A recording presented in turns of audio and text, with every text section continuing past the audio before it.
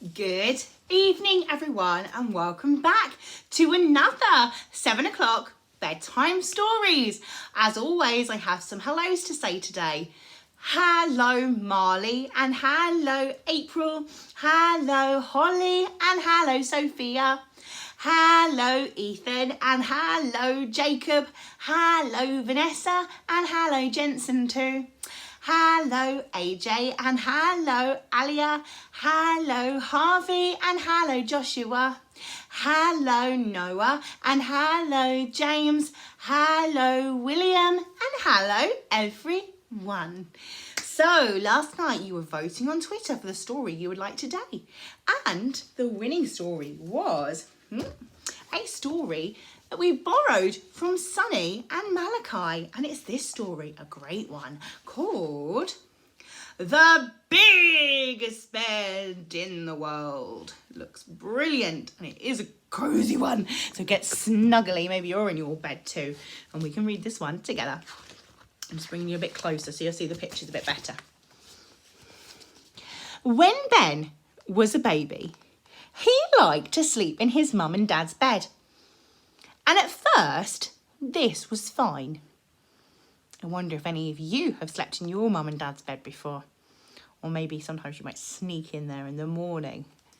It was fine at first, but as he got bigger, the problems really began. How am I supposed to sleep like this? Said Ben's dad. Why do you think Ben's dad didn't want to sleep like that anymore? One, he's falling out of the bed.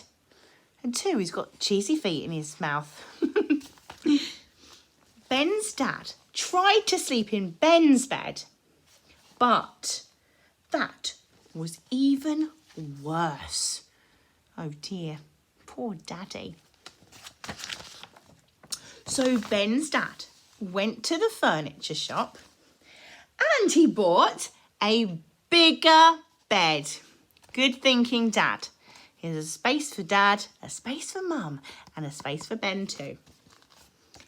At first, it was much better. Oh yeah, they're all nice and cosy. But then Ben's baby brother was born. Oh dear. There's space for 3 people, isn't there? And there's now Mum, Dad, Ben, and a brother. 4 of them. Oh dear. How am I supposed to sleep like this? Said Ben's dad. Well, I think Mum, Ben and the baby are snuggly. But poor Dad is hanging out of the bed. And now there's a cat and some kittens too. So he went back to the furniture shop and he bought the biggest bed they had. It was so big, in fact, they had to pick it up with a crane. Wow, that is a big bed. It was so big, look, it fills up the whole of Mum and Dad's bedroom. I don't even know how they're going to get in and out of that door. And it was a lot more comfortable. But then, oh dear, I bet Sonny is watching this now saying he knows what happens. The twins, Beth and Bart, were born. There's the twins. So now there is Mum and Dad and his brother and Ben and now the twins.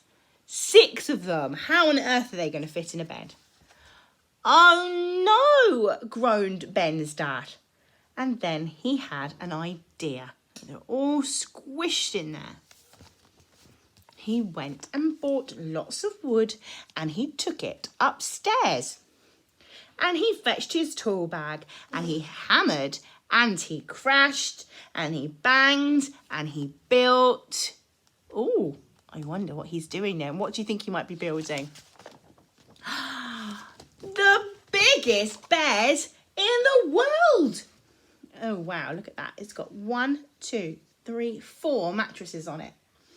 It was enormous. It was so big, he had to knock down several walls to make a bedroom that was big enough to fit it. There, said Ben's dad, putting down his hammer. Now, at last, I should be able to get some sleep. Do you think he will? Yes. Thank goodness. There we go. Snoring sounds coming from the house. Even the sheep are snoring outside. And he was right. The end. No, it's not the end of this book, even though it sounds like it would be. The bed was big enough for the whole family to sleep comfortably. But, oh dear. It was even big enough, even when the triplets were born. Wow, there's 3 more babies now. 1, 2, 3, 4, 5, 6, 7, 8 people in this house. 1, 2, 3, 4, 5, 6, 7, 8. Oh, and Mum, sorry. Poor Mummy. 9 of them in this house. Even after the triplets, Bryony, Bella and Boris arrived. Wow, that is a big family. 9 people in their family and lots of cats and dogs too. But the biggest bed in the world was also the heaviest bed in the world. Uh-oh. And knocking down the walls had made the house rather weak and wobbly. So, in the middle of the night, whoosh!